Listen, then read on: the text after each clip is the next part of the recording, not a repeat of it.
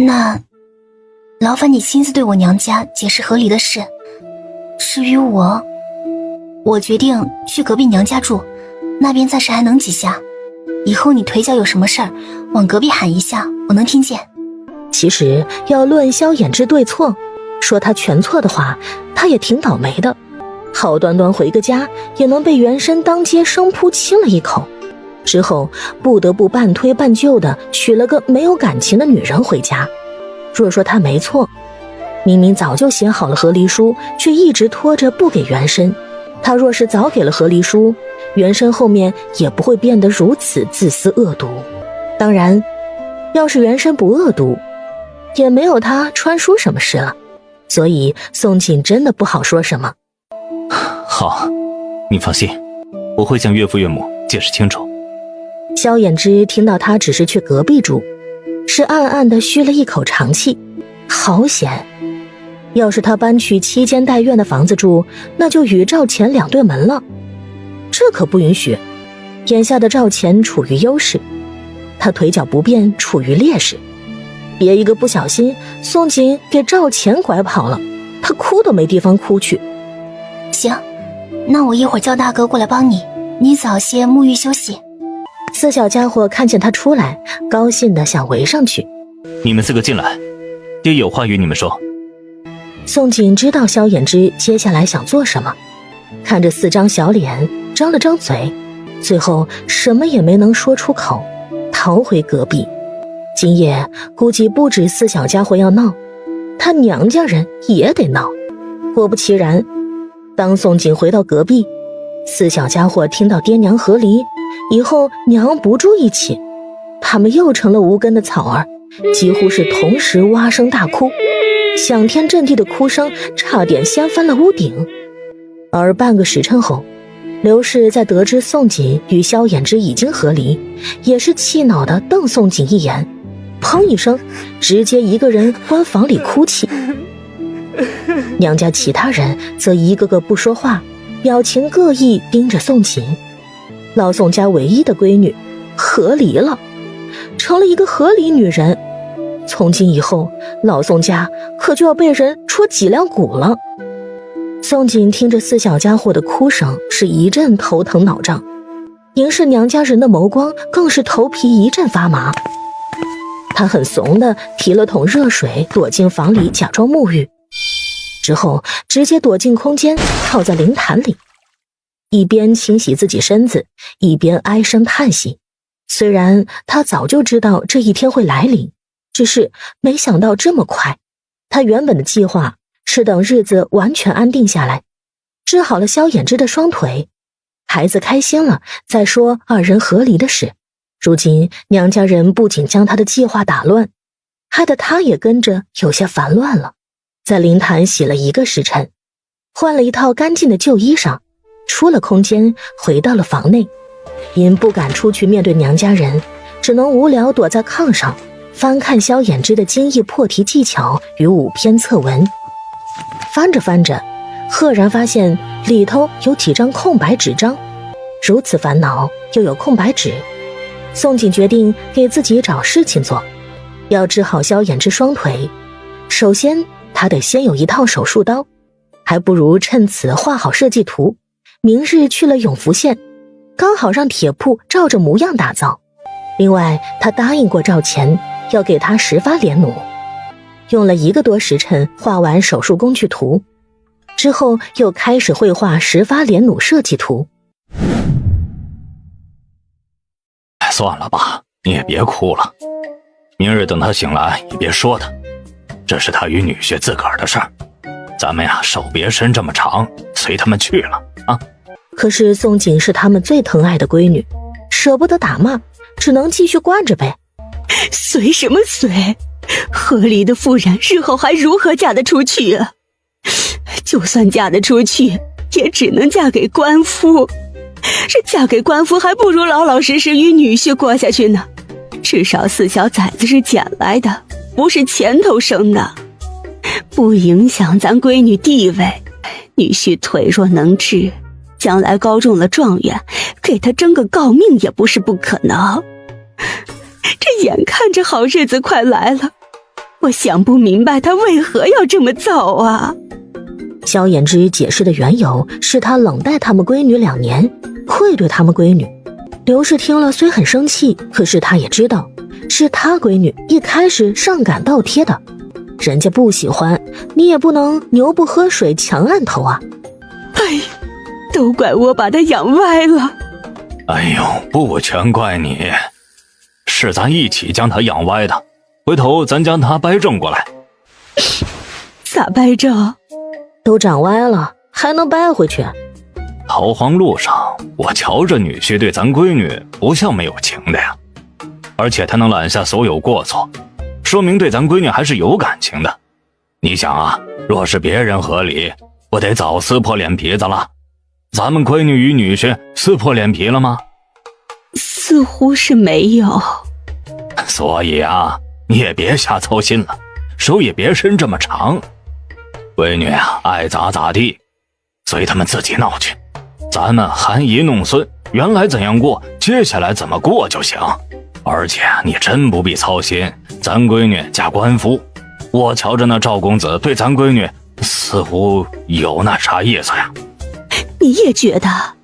嗨，咱闺女那个丑模样，不是当娘的没有信心，只是那赵公子瞧着是个风流的，不靠谱。将来给咱闺女找一堆小妾，咱闺女还不得亏死啊？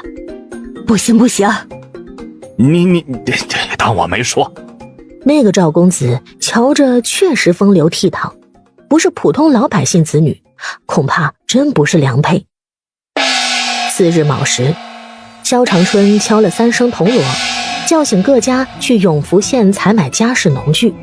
要过日子，没锅没灶没家事没农具可不行。宋锦与娘家人是最后走到村口老井边的空地。原本宋锦以为娘家人会生气一阵时间，哪里知道刚走出房门，刘氏就将他房契、田契、地契全部扔回给他，还说任由他以后想咋咋地，随他怎么造。宋锦听后那叫一个激动，娘家人果然宠他的，这脾气就像一阵风似的，来得快，去得也快。来了。赵钱收拾得干干净净，整个人风度翩翩。见宋锦赶到，笑着打招呼：是啊，您可真早嘞，答应给你的东西要付我钱啊，还有我什么都不要，只要钱。宋锦没管赵钱心里想什么，直接将画好的10发连弩设计图递给他。这是……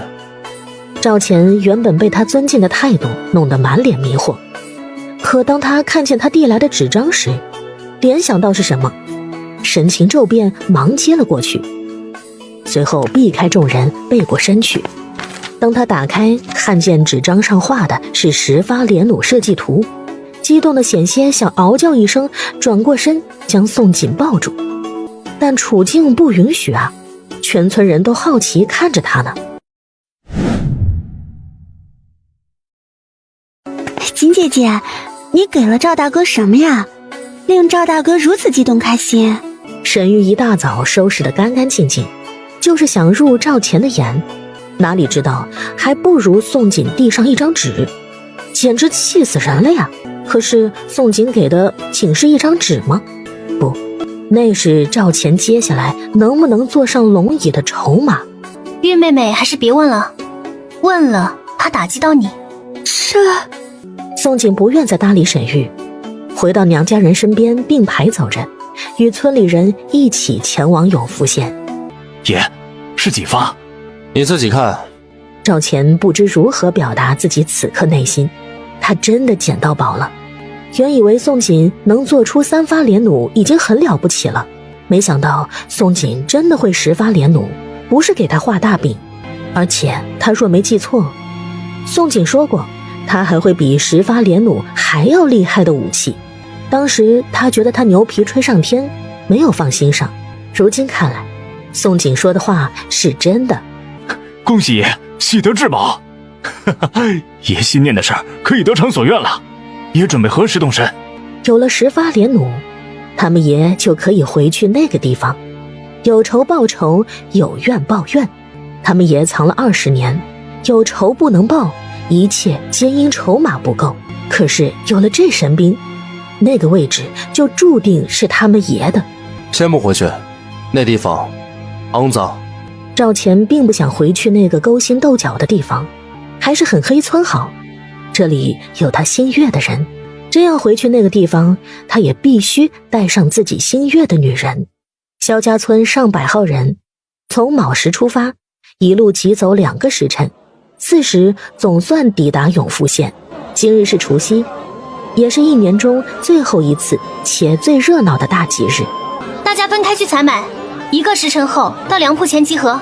上百号人，不可能一直挤一起买。赵钱因为想跟着宋锦，没有离开。沈玉也想跟着赵钱，所以留了下来。于是宋锦、宋爹、大哥、二哥、萧大郎、赵钱、阿二他们，沈玉刚好凑成10人组。宋锦实在不想沈玉跟着，但是他也不好赶走赵钱，没办法，他只能任由赵钱、沈玉跟着进入了书肆。要买书籍自己挑，挑好这里付银子。我确实来买书的，不过我要先卖东西，你让你管，不是，你让你掌柜看下这些有没有价值。书童听到宋锦来卖东西，怀疑自己听错，但是当他低头往宋锦手上压着的纸张认真看了一眼，赫然发现竟是科考破题与测文，顿时神情一紧。你稍等。说完拿走了所有纸张，去了后院。等半刻钟书童再出现时，身后跟着一个留着白胡子颇有大儒之风的老头。这些是你写的？不是，是我前相公的。600两买断，但我要你登记户籍信息，另外你要签一份契书，保证这些来路干净，切不会再卖到其他地方。测文老头看过了，甚至觉得他要是立即转手，便能狠狠赚2倍不止。要是大量抄写，拿到其他县城分店去出售，赚个10倍都不成问题。明年秋闱在即，许多有钱书生为了考举人状元，恨不得网罗天下所有好的科考解题和测文参读。这点银钱对有钱书生来说，简直就是9牛1毛。宋锦见老头一出手就600两，是被吓了一大跳，心里断定里头肯定有大商机，否则老头不会出手如此爽快阔绰。萧衍之需要一个长期饭票，若是走分成模式，书肆替他卖多少，他就能收入多少。不过宋锦没敢贪心，毕竟这是与书肆第1次合作，他得给对方看到盈利，下次才好继续合作。成交。出了书肆，宋锦又去打铁铺。宋锦打造一套手术刀，居然要去23两，一般农家5、6年的总收入。不过铁器老板让他年后初6便可来取，换句话说，年后萧衍之就可以动手术了。但是要给萧衍之动手术，宋锦缺一个动刀的借口与场地。娘家人可从来没有人见过他动刀子，他也不能让萧衍之知道他会外科手术，否则真的会引人怀疑当成妖怪烧了。毕竟外科手术在古代实在惊世骇俗，看来他得找到一个神医才行。金姐姐，你刚那纸画的都是什么东西？好生奇怪啊，像刀不像刀，像剪子不像剪子的。宋锦画的玩意儿他见都没见过，好不容易打消宋锦重生的念头再次燃起。类似仵作们验尸的工具，你没见过一点也不奇怪。宋锦真不想搭理这个沈玉，觉得沈玉很烦人，甚至后悔当初将沈玉招进逃荒队。如今他想耳朵清闲都不容易。秦姐姐，你弄那鬼东西来做什么？你以后要当仵作吗？玉妹妹，你当初不是想跟我学医吗？跟我学医可是要先陪着死人住几天，然后将死人尸解后，将死人内部的经络呀、内脏啊、骨骸结构全了解清楚，才算踏入学医门槛。我不跟你学医了。沈玉一直以为给人看病只要诊诊脉、施施针、开开方子就行，哪里知道还要先学验尸。这就不学了？学医太恶心。沈玉一脸嫌弃，之后看了旁边的赵钱一眼。我要种田，日后做一些帮助老百姓的事。他想通了，他以后再也不与宋锦争了。光华是争不来的，而是自己挣来的。宋锦靠实力吸引男人眸光，他也要利用好自己的运气做些事。而且他昨晚梦见狠黑村山上有一种植物，那植物他没有见过，想必是能吃的粮食。如果他给大浩国发现新粮食，帝国利民的大事，这大功一件，赵钱肯定对他另眼相看。志向不错，好好努力，加油，我看好你哦。果然，爱情力量很伟大。沈玉为了赵钱也是够拼的。赵钱跟在两个女人身后，见沈玉说话时不时暗示的目光落在他身上，顿感不妙。他总算是意识到沈玉转换了目标。逃荒路上，沈玉分明还想做萧衍之小妾来着。他实在不明白今日沈玉哪根筋不对，怎又转而盯上他了。一众人离开打铁铺，又跟着宋锦去了药铺。宋锦想找借口为萧衍之治好双腿，自然要让所有人都知道他到了药铺找过神医。药铺的名字挺好听，名叫济世方。你们是抓药还是看病？看病右边排队等待，抓药这边。我们不看病，不抓药，只是想打听你们这里最厉害的大夫能不能医治因意外受伤不良于行半年的患者。你们等一下，我去问问周大夫。正排队等着治病的一个老妇人突然呼吸不畅，直翻白眼，宛若患了什么急症，眼看马上要断气的模样。老夫人怎么了？大夫快来呀！宋锦突听病患队伍中闹出的动静，没等周大夫反应过来，他已经朝老妇冲了过去。我能救你们老夫人，把你们老夫人交给我。说完，不等丫鬟反应，一把抢过老妇人，让老妇人背靠自己，然后双手穿过老妇臂弯，交叠顶在老妇人腹部，再用力向老妇人的上腹部冲压。宋锦对老妇人腹部重复冲压10数下之后，老妇人噗一声，一口恶心的浓痰飞了出来，落在地板上。哎呀，差点憋死我了！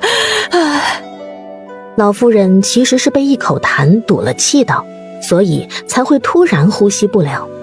要不是宋锦施救及时，并且将浓痰弄了出来，老妇人真可能会一命呜呼。老夫人，你没事了？您刚才吓死奴婢了呀！奴婢都以为你……周大夫听到这边动静，匆匆赶过来。不过等他赶来时，看到的是老夫人成功被救活，还是被一个很年轻、满脸斑点的小娘子给救的。而且这个小娘子的施救方法还很奇怪，她行医近20年，见都没见过。你刚救人的是什么法子？他不得不震撼。一般被堵气道的患者10个有9个会活不了，但是今日他看到了前所未见的奇迹。用的是腹部冲击的办法，不过解释起来太麻烦，我可以直接示范教你们济世方。其实法子叫海姆立克法，利用腹部的冲击，把堵塞在老妇人气管里的浓痰冲出来。在宋锦原来的世界很常见，属于常识范畴。至于他为何要说教济世方，也是想与济世方处好关系，以后借用济世方场地，还有借用周大夫名义替萧衍之治好双腿。只要让大家以为是济世方出手，就不会有人怀疑他的古怪了。宋锦毫不藏私，当即就在济世方让老夫人的丫鬟做示范，传授周大夫海姆立克法。周大夫，你能医治双腿意外受伤不良于行半年的患者不？周大夫原本还沉迷海姆立克法的奇妙之中，能不能治，要摸过腿骨才知道。我想请周大夫年后出诊，帮忙看看患者情况，可以吗？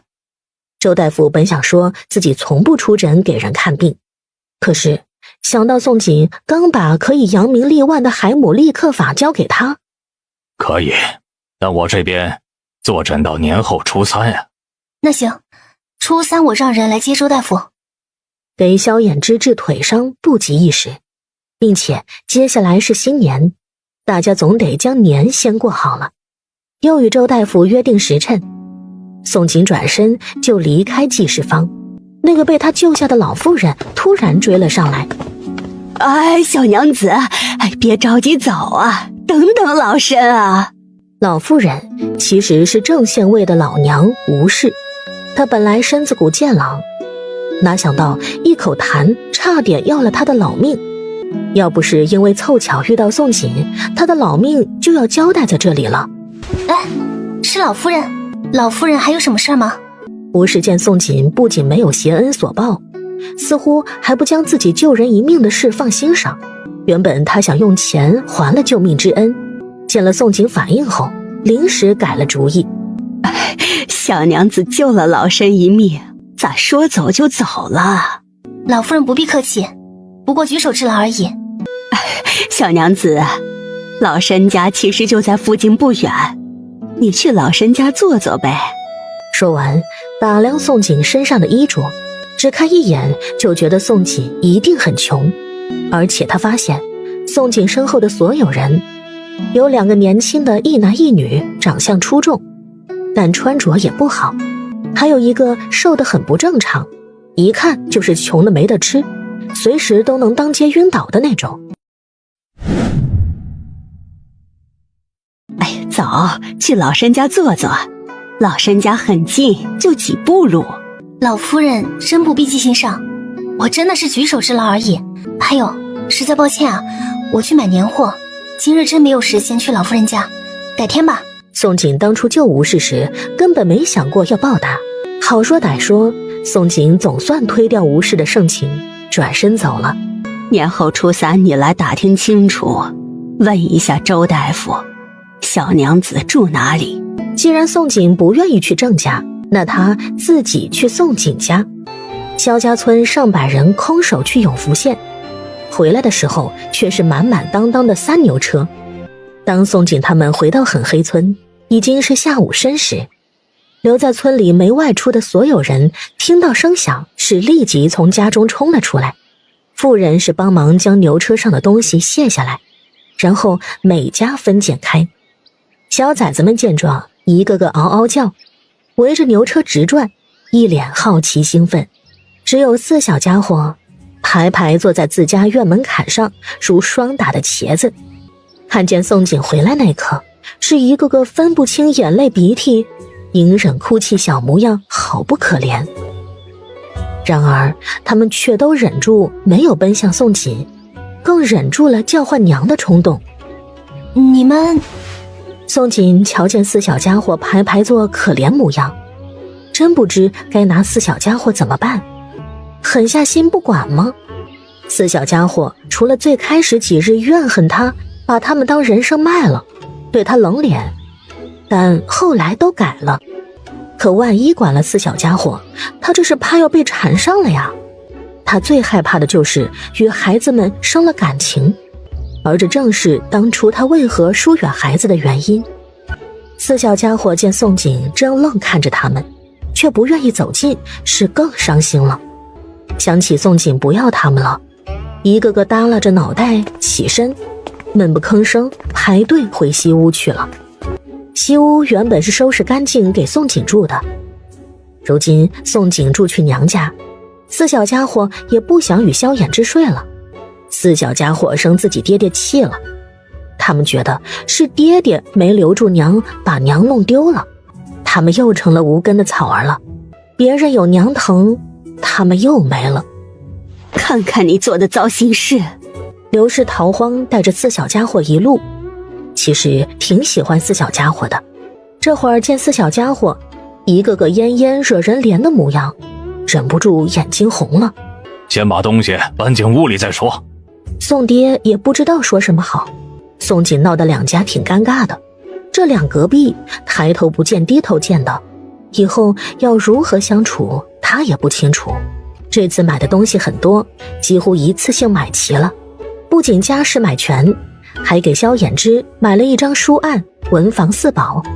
爷，敖儿看见他们爷望着宋锦忙活的背影失神，忍不住叹息。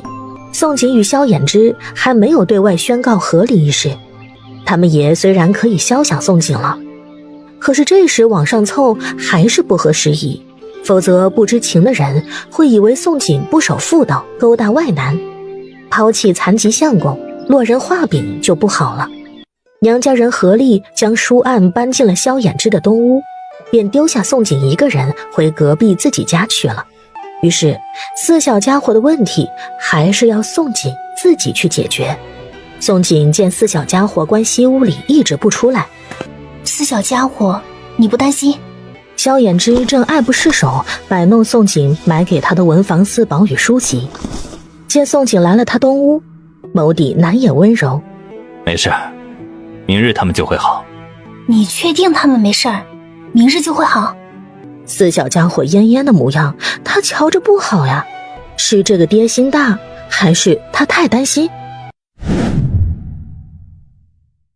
确定他们没事儿，明日就会好？我很确定。今夜他就会告诉孩子，他会努力将他们的娘再求取回来，孩子们一定会开心的。孩子爹都这么说了，看来是他太担心。你买的文房四宝我很喜欢，他生平最爱的物事便是笔墨，尤其这是宋锦买给他的。对了，你的策文那些卖了600两，买家史、布匹、粮食这些花了近10两，大哥家那份的钱我也用你的钱垫上了。萧衍之没有去接银票。钱你能收着吗？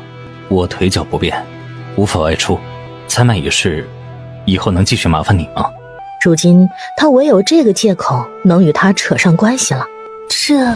宋锦本想拒绝，想让萧大郎帮忙采买，毕竟二人如今关系，替他管钱不妥当。但想想萧衍之似乎没有其他用意，单纯是想他帮忙而已。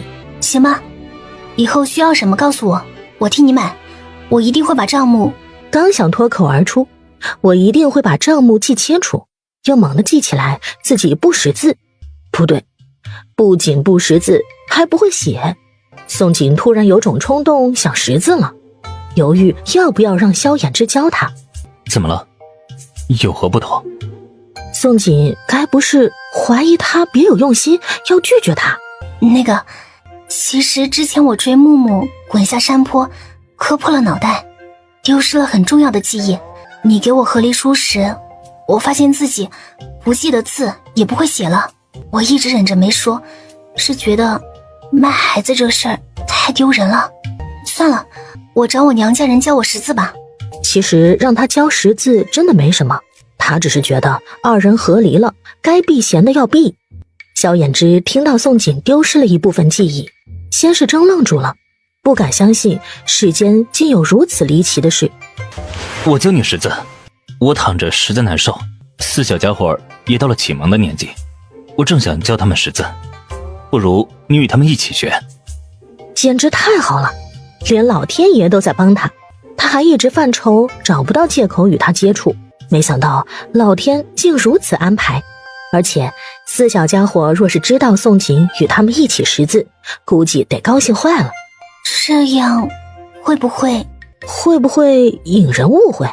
你要是觉得不妥，可以叫村里想识字的孩子一起。引人误会了才好，不然他如何将宋锦求回来？这个可以哦，教全村孩子识字，这是好事情。今夜除夕，全村祭祀祖先时，我与村长说一下，还有妇人们也可以来识字。好，随你。虽然他心底里不愿意其他人打扰他与宋锦，可是心急吃不了热豆腐，求取宋锦必须徐徐图之，否则攻势过猛，他择着和离书，将他吓跑了可怎么办？哦，对了，村里人买的红纸都在这边，你如果可以帮忙写些福字、春联啊、辞旧迎新，过年嘛，要有年样。行，福字春联我来写，很快就能好。叮嘱完，宋锦就离开了东屋，回到厨房，之后就关在厨房里，将全村人买的美米带进了空间，一袋袋扎稳袋口，再扔下灵坛泡着。出了空间，又将挑回来的2担井水倒入大铁锅，烧给4小家伙沐浴用。要过年了，4小家伙一把鼻涕一把泪的模样，宋锦实在无法当作没看见。水水，娘最疼你，你去求娘不要丢下咱们好不好4小家伙正缩在炕上伤心哭泣，尤其水水哭得最大声。水水伤心呐，好不容易换来的一个好娘，结果莫名其妙又给整没了。娘说不要他就不要了。都怪你们是坏孩子，惹娘生气了。我只是肚子饿，我没有想惹娘生气。他只是吃的比较多，可是这也不是他能控制的，最多以后他少吃些好了。是我的错，我没有管好你们，才惹娘生气。木木看看这个，又看看那个。全怪我是坏孩子。木木好后悔，自己曾经骂娘是恶婆娘，惹娘生气了，可是没有后悔药。我以后再也不敢了。水水，你去求娘不要丢下咱们，我保证以后再也不惹娘生气，都是听娘的。现在去求娘没用了，娘真的不要咱们了。虽然他不太懂和离是什么意思，可是他却知道娘应该是与爹爹还有他们断绝关系了。娘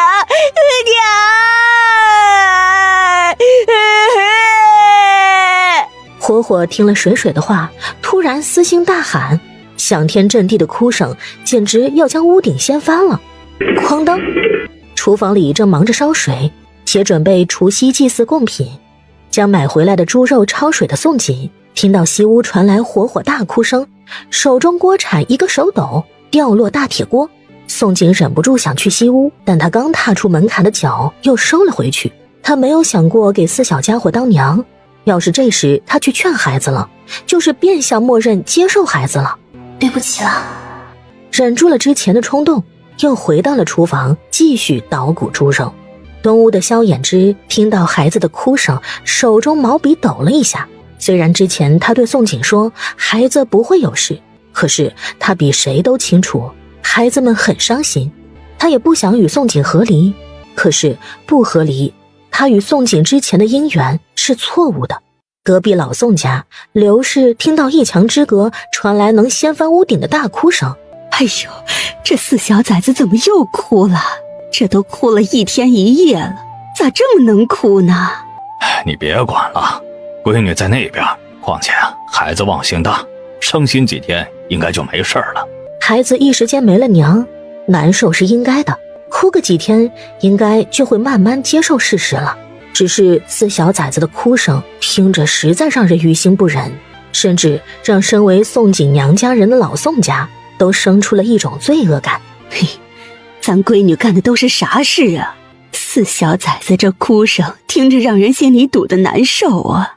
宋锦等美米泡了半个时辰，就进空间查看，打开袋口，果然发现原本发黑的美米不仅霉菌消失了，还一颗颗变得银白透亮，甚至讨喜。阿锦，春联贴好了，过来拿吧。宋锦听了应了一声，随后去喊村里人将各家大米提回去，顺便将萧衍之写好的福字春联分给各家。邢姐姐，春联都是衍之大哥写的，衍之大哥的字可真好看。沈玉接过春联，语气有点酸。他已经放弃萧衍之，目标转移到赵钱身上去了，可是心里还是有点不是滋味。是啊，很好看，你回去好好贴着，贴久一些。原本沈玉立志奋发图强，宋锦还因此高看了一眼，哪知道1天没过去，沈玉吃着碗里，看着锅里的坏毛病又犯了。你们哭这么伤心，是因为没有娘要成无根草了，还是因为你们喜欢你们娘？四小家伙觉得这个问题有点复杂，他们既喜欢他们娘，也因为要没有娘而伤心啊。就是你们是真心希望你们娘做你们亲娘？四小家伙同时点头，如鸡啄米。当然了，当然是真心的。若是日后你们找到亲生爹娘，你们还会认你们娘是亲娘吗？四小家伙从来没有想过找亲生爹娘这个问题，顿时四双眼睛大眼瞪小眼。爹这么问你们，是想告诉你们，日后你们有可能找到亲生爹娘，你们或许不会成为无根草。你们娘要分开，并非因为你们，而是爹这边的问题，是爹把你们娘弄丢了，爹会想办法把你们娘再娶回来。不过你们以后不要再造成你们娘困扰了，明白吗？爹爹，你是说真的？你要将娘再娶回家？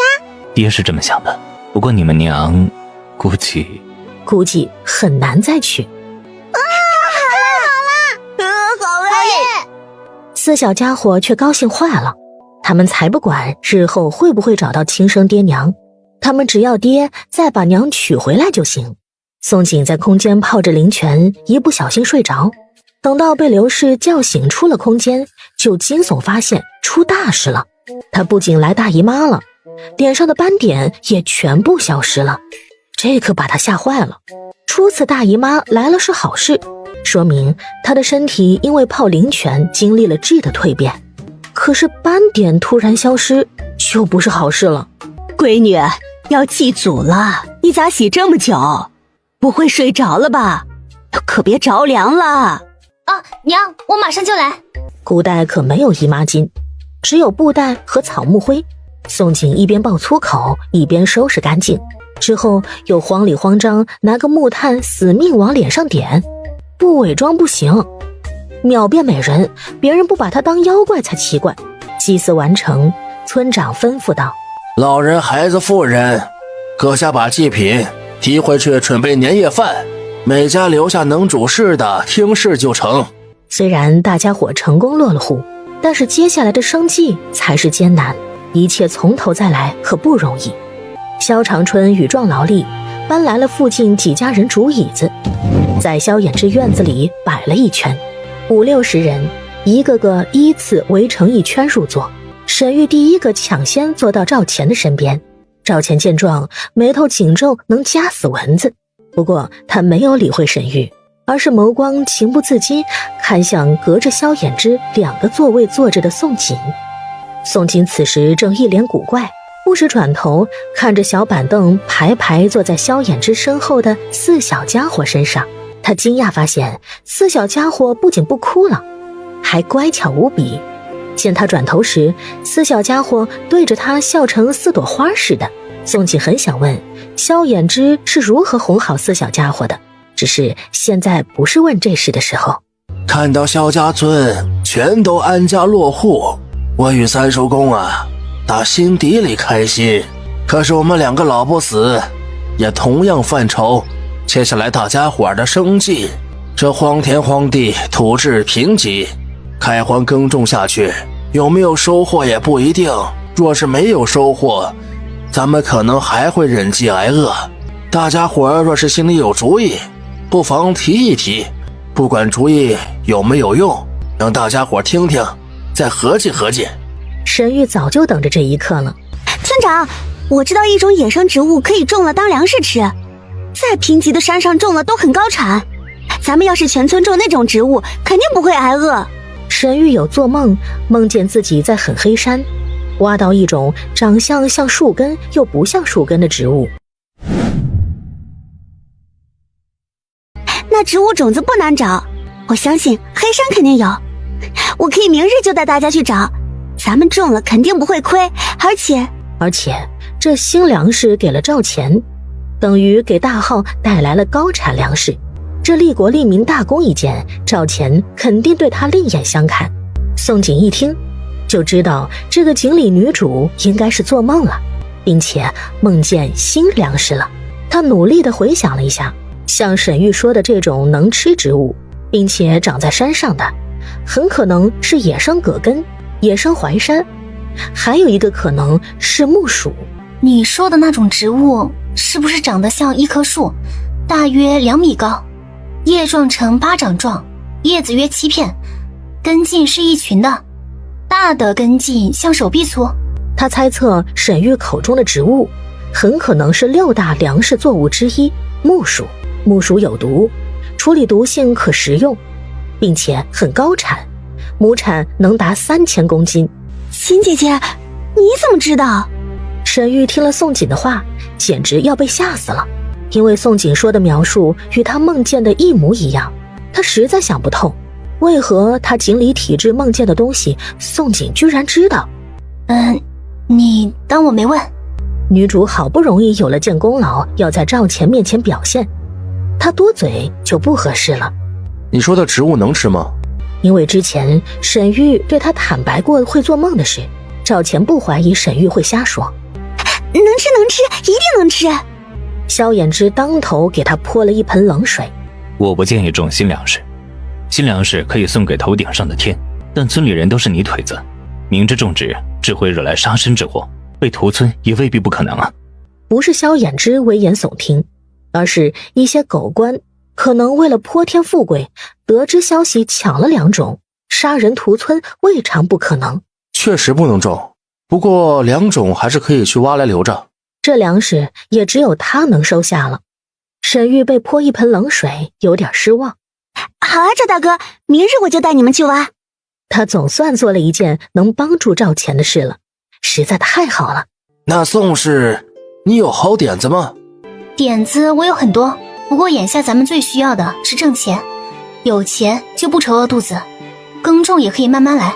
至于赚钱的点子，我也想好了，我准备开调料作坊，咱们的村民都可以到作坊干活，我会付钱给大家伙儿。咱们的田地不能荒，田里种水稻的同时可以养鱼，荒地可以种其他可以来钱的东西。不过具体详细的我还在策划中，但田地可以先进行开荒，开完田地我会告诉大家具体种什么了。你说的调料作坊，可是主食的加料？是不是类似海这种东西？没错，是各种各样美食的不同调料，届时要人力磨香料，全村人会有活计干，而且调料卖出去，咱们就会立即有收入了。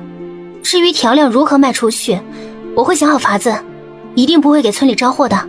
宋锦还想开个榨油坊，在永福县采买的时候，宋锦发现大号没有玉米、花生，连辣椒都没有。